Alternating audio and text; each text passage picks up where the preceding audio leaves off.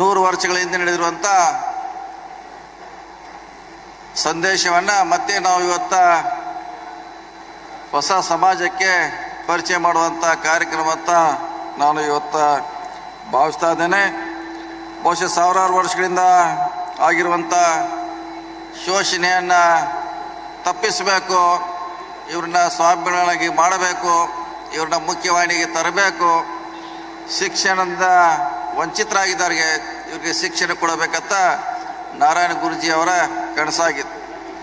ಅವರ ಪ್ರಯತ್ನದಿಂದ ಇವತ್ತು ಸಮುದಾಯದಲ್ಲಿ ಭಾಳಷ್ಟು ಉದ್ಯಮಿಗಳಾಗಿದ್ದಾರೆ, ಶಿಕ್ಷಣ ಪಡೆದಿದ್ದಾರೆ, ಪ್ರಮುಖ ರಾಜಕಾರಣಿಗಳಾಗಿ ಇವತ್ತು ರಾಜ್ಯನ ಆಳಿದ್ದಾರೆ. ಅದಕ್ಕೆ ಕಾರಣ ನಾವು ನಾರಾಯಣ ಗುರೂಜಿಯವ್ರನ್ನ ನೆನೆಸ್ಕೊಳ್ಬೇಕಾದ್ದು ಭಾಳ ಅವಶ್ಯಕತೆ ಇದೆ ಅಂತ ನಾವು ಭಾವಿಸ್ತಾ ಇದ್ದೇನೆ. ಅವ್ರು ಮಾಡಿರುವಂಥ ಭಾಳಷ್ಟು ಸಮಾಜ ಕಾರ್ಯ, ನಮ್ಮ ಮುಖ್ಯಮಂತ್ರಿ ಹೇಳ್ದಂಗೆ ನಮಗೆ ದೇವಸ್ಥಾನದಲ್ಲಿ ಪ್ರವೇಶ ಇಲ್ಲ ಅಂದರೆ ನೀವೇ ದೇವಸ್ಥಾನ ನಿರ್ಮಿಸಿ ನೀವೇ ಅದನ್ನು ಪೂಜಿಸಿ ಅಂತ ಸಂದೇಶವನ್ನು 100 ವರ್ಷಗಳಿಂದ ನಮಗೆ ಕೊಟ್ಟಿದ್ದಾರೆ. ಇವತ್ತು ಅದರ ಅವಶ್ಯಕತೆ ಭಾಳಷ್ಟಿದೆ. ಈಗೂ ಕೂಡ ಭಾಳಷ್ಟು ದೇವಸ್ಥಾನಕ್ಕೆ ನಮ್ಮಂಥವ್ರಿಗೆ ಶೋಷಿತರಿಗೆ ಇವತ್ತು ಕೂಡ ಪ್ರವೇಶ ಇಲ್ಲ. ಅದನ್ನು ಅವರು 100 ವರ್ಷಗಳ ಹಿಂದೆ ಮನಗೊಂಡು ನಮಗೊಂದು ದಾರಿ ತೋರಿಸುವಂಥ ಪ್ರಯತ್ನವನ್ನು ಮಾಡಿದ್ದಾರೆ. ಒಂದೇ ಜಾತಿ, ಒಂದೇ ಮತ, ಒಂದೇ ದೇವರ ಸಂದೇಶವನ್ನು ಕೊಡುವಂಥ ಪ್ರಾಮಾಣಿಕ ಪ್ರಯತ್ನವನ್ನು ಮಾಡಿದ್ದಾರೆ. ಅವರು ದೇವಸ್ಥಾನದಲ್ಲಿ ಗ್ರಂಥಾಲಯ ಹೊಂದಿರಬೇಕಂತ ಅವ್ರದ್ದೊಂದು ದೂರದೃಷ್ಟಿ ಇತ್ತು. ದೇವಸ್ಥಾನ ಅಂದರೆ ದೇವಸ್ಥಾನ ಆಗಿರಬಾರ್ದು, ಅದು ಶಿಕ್ಷಣ ಮಂದಿರ ಆಗಬೇಕು, ಅಲ್ಲಿ ಗ್ರಂಥಾಲಯಗಳನ್ನು ಸ್ಥಾಪನೆ ಮಾಡಬೇಕಂತ ಅವರು 100 ವರ್ಷಗಳ ಹಿಂದೆ ನಮಗೆ ಸಂದೇಶವನ್ನು ಕೊಡುವಂಥ ಪ್ರಯತ್ನ ಮಾಡಿದ್ರು. ಕೇವಲ ನಮಗೆ ಆರ್ಥಿಕವಾಗಿ ಕೈಗಾರಿಕವಾಗಿ ಶಿಕ್ಷಣ ಕೂಡ ಸಾರುವಂಥ ಪ್ರಯತ್ನ ಅವರ ಮೂಲಕ ಆಗಿದೆ ಅನ್ನೋ ಮಾತನ್ನು ಹೇಳುತ್ತಾ, ಸುಮಾರು ಜಾತಿ ವ್ಯವಸ್ಥೆ, ಅಸ್ಪೃಶ್ಯತೆ, ಸಾಮಾಜಿಕ ಅಸಮಾನತೆ ಇವುಗಳನ್ನು ಹೋಗಲಾಡಿಸ್ಲಿಕ್ಕೆ ಅವರ ಪ್ರಯತ್ನ ಭಾಳಷ್ಟಿದೆ.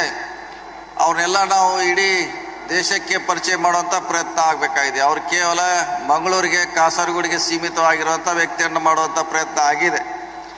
ಅವರನ್ನು ಈ ದೇಶದ ಒಬ್ಬ ಮಹಾನ್ ನಾಯಕನಾಗಿ ಮಾಡುವಂಥ ಪ್ರಯತ್ನ ನಮ್ಮಿಂದ ಆಗಬೇಕಾಗಿದೆ. ಬಸವಣ್ಣವರು ಕೂಡ ಇವತ್ತು ಕರ್ನಾಟಕ ಸೀಮಿತ ಆಗಿದ್ದಾರೆ. ಡಾಕ್ಟರ್ ಬಾಬಾ ಸಾಹೇಬ್ ಅಂಬೇಡ್ಕರ್ ಕೂಡ ದಲಿತರಿಗೆ ಮಾತ್ರ ಸೀಮಿತ ಮಾಡುವಂಥ ಪ್ರಯತ್ನ ಆಗಿದೆ ಇತಿಹಾಸದಲ್ಲಿ. ಇವರೆಲ್ಲ ಮಹಾನ್ ನಾಯಕ. ಇವರು ಯಾವುದೇ ಜಾತಿ ಪಂಥ ಸೀಮೆ ಇಲ್ಲ. ಕಾಶ್ಮೀರದಿಂದ ಹಿಡಿದು ಕನ್ಯಾಕುಮಾರಿವರೆಗೆ ಅವರು ನಾಯಕರಾಗಬೇಕಂತ ನಾವು ಇವತ್ತು ಪ್ರಯತ್ನವನ್ನು ಮಾಡಬೇಕಾಗಿದೆ. ಆ ನಿಟ್ಟಿನಲ್ಲಿ ಈ ಕಾರ್ಯಕ್ರಮ ಇವತ್ತು ಪ್ರಾರಂಭ ಆಗಿದೆ. ಇದು ಪ್ರಾರಂಭ ಅಷ್ಟೇ ಅಂತ ನಾವು ಭಾವಿಸ್ತಾ ಇದ್ದೇನೆ. ಅವರ ಆದರ್ಶಗಳನ್ನು ನಾವು ಮೈಗೂಡಿಸಬೇಕು, ಅದನ್ನು ಜಾರಿ ಪಾಲನೆ ತರಲಿಕ್ಕೆ ನಾವೆಲ್ಲ ಪ್ರಯತ್ನ ಮಾಡಬೇಕು. ವಿಶೇಷವಾಗಿ ಈ ಕಾರ್ಯಕ್ರಮ ನಾವು ಮಂತ್ರಿಯಾಗಿ ಅಥವಾ ರಾಜಕಾರಣಿಯಾಗಿ ಭಾಗವಹಿಸ್ಲಿಕ್ಕೆ ಬಂದಿಲ್ಲ. ನಾನೊಬ್ಬ ನಾರಾಯಣ ಗುರುಗಳ ಅನುಯಾಯಿ, ಆದರ್ಶಗಳನ್ನು ಪಾಲಿಸುವಂಥ ಈ ಕಾರ್ಯಕ್ರಮದಲ್ಲಿ ಭಾಗವಹಿಸ್ಲಿಕ್ಕೆ ನನಗೆ ಹೆಮ್ಮೆ ಆಗ್ತಾ ಇದೆ.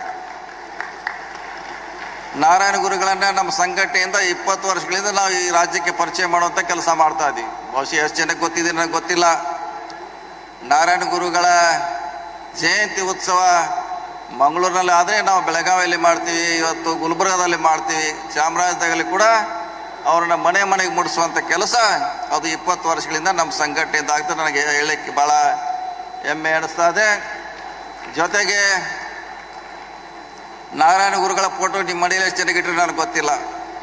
ನಮ್ಮ ಕಚೇರಿಯಲ್ಲಿ ಅವ್ರ ಫೋಟೋ ಇದೆ. ನೋಡಿದ್ರೆ ಎಷ್ಟು ಜನ ಅವ್ರೆ? ನೋಡಿದ್ರಾ? ನಮ್ಮ PWD ಕಚೇರಿಯಲ್ಲಿ ಬೆಂಗಳೂರಿನಲ್ಲಿ ನಾರಾಯಣ ಗುರು ಅವರ ಫೋಟೋವನ್ನು ಇಟ್ಟಿದ್ದೀವಿ.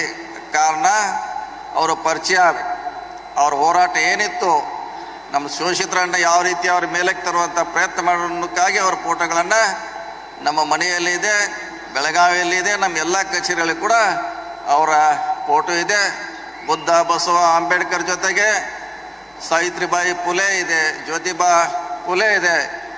ಕೊಲ್ಲಾಪುರದ ಶಾವ ಮಹಾರಾಜರನ್ನು ನಾವು ಇವತ್ತು ಪರಿಚಯ ಮಾಡುವಂಥ ಪ್ರಯತ್ನ ಮಾಡ್ತೀವಿ. ಕಾರಣ ಅವ್ರು ನಮಗೆ ನೋಡದೇ ಇದ್ರೂ ಕೂಡ ನಮ್ಮನ್ನು ಮುಖ್ಯವಾಹಿನಿ ತರಲಿಕ್ಕೆ ಅವ್ರು ಮಾಡಿರುವಂಥ ಪ್ರಯತ್ನ ಅಪಾರವಾಗಿದೆ ಅಂತ ಇವತ್ತು ಹೇಳುತ್ತಾ, ಇವತ್ತೇನು ಮಠ ಆಗ್ತಾ ಇದೆ, ಮಾನ್ಯ ಮುಖ್ಯಮಂತ್ರಿಗಳು ಕೂಡ 5 ಎಕರೆ ಜಮೀನನ್ನು ಕೊಡ್ತಾ ಅಂತಿದ್ದಾರೆ. ಜೊತೆಗೆ ಸರ್ಕಾರ ಅದಕ್ಕೆ ಅನುದಾನ ಕೊಟ್ಟು ಅದನ್ನು ಬೆಳೆಸುವಂಥ ಪ್ರಯತ್ನ ಆಗಬೇಕಂತ ನಾನು ಕೂಡ ಭಾವಿಸ್ತಾ ಇದ್ದೇನೆ.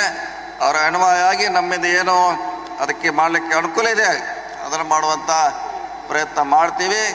ಕೇವಲ ಕರಾವಳಿ ಭಾಗಕ್ಕೆ ನಾರಾಯಣಗುರು ಸೀಮಿತ ಆಗದೆ ಈ ರಾಜ್ಯಕ್ಕೆ, ಈ ರಾಷ್ಟ್ರಕ್ಕೆ ಅವರು ಒಂದು ಆಸ್ತಿ ಆಗಲಿ ಅಂತ ಆಶಿಸಿ ಈ ಕಾರ್ಯಕ್ರಮ ಪ್ರಾರಂಭ ಅಷ್ಟೇ ಇದು. ಇದನ್ನು ಮುಂದುವರಿಯುವಂಥ ಪ್ರಯತ್ನ ಈ ಭಾಗದ ಎಲ್ಲ ವರ್ಗ ರಾಜಕಾರಣಿಗಳ ಮೇಲೆ ಇದೆ ಅನ್ನೋ ಮಾತನ್ನು ಹೇಳುತ್ತಾ ನನ್ನ ಮಾತು ಮುಗಿಸ್ತೀನಿ. ನಮಸ್ಕಾರ ಎಲ್ಲರಿಗೂ.